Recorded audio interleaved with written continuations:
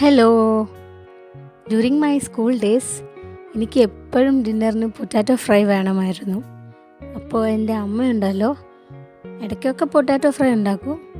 പിന്നെ in between ഇതുപോലെ ഉണ്ടാക്കി തരും. എന്നിട്ട് ചോറൊക്കെ വാരി തരും. ഞാൻ പൊട്ടാറ്റോ ഫ്രൈ ആണെന്ന് വിചാരിച്ച് ചോറ് മുഴുവനും കഴിക്കും. അങ്ങനെയാണ് ഒരു ദിവസം ഞാൻ കയ്യോടെ അമ്മേനെ പൊക്കിയത്. ഇത് പൊട്ടാറ്റോ ഫ്രൈ അല്ല, ബനാന ഫ്രൈ ആണ്. അപ്പം നമുക്ക് നോക്കിയാലോ ബനാന ഫ്രൈ എങ്ങനെയാണ് ഉണ്ടാക്കേണ്ടതെന്ന്. Before going to the video, ആരെങ്കിലും എൻ്റെ ചാനൽ ആദ്യമായിട്ട് കാണുകയാണെങ്കിൽ this is S K and you are watching S K's vlogs. Please to subscribe my channel and support me. അപ്പോൾ റോ ബനാന നമുക്കിതുപോലെ ചെറിയ ചെറിയ പീസസ് ആയിട്ട് കട്ട് ചെയ്തിട്ട് നന്നായിട്ട് വാഷ് ചെയ്തിട്ട് എടുക്കാം.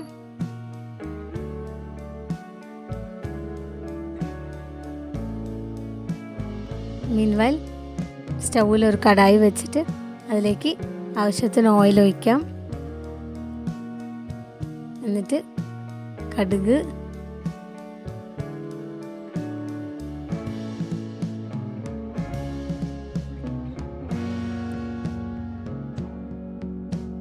കടുക് പൊട്ടിയതിന് ശേഷം നമുക്കതിലേക്ക് ഈ കട്ട് ചെയ്ത് വെച്ച ബനാന ചേർക്കാം.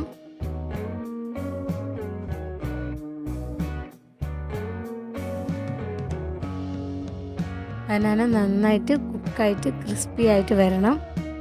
അതുവരെ മൂടി വെച്ച് വേവിച്ചെടുക്കാം. അധികം സമയമൊന്നും വേണ്ടി വരില്ല, പെട്ടെന്ന് തന്നെ കുക്കാവും.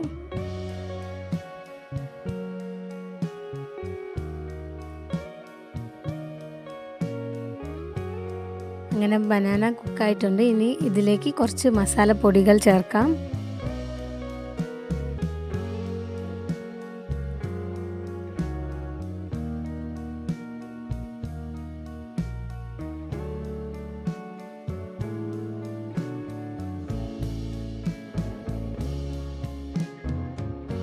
Little turmeric powder,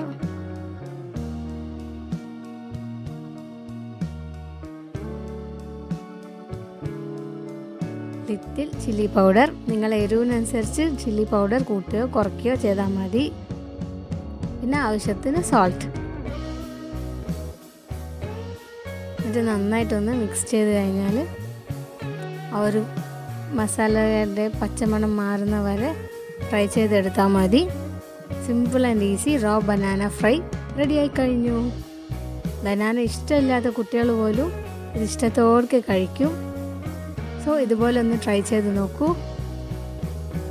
and channel subscribe ചെയ്ത് എന്നെ സപ്പോർട്ടും ചെയ്യണേ.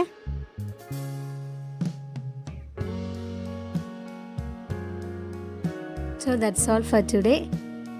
Thank you so much for watching. See you all in another video.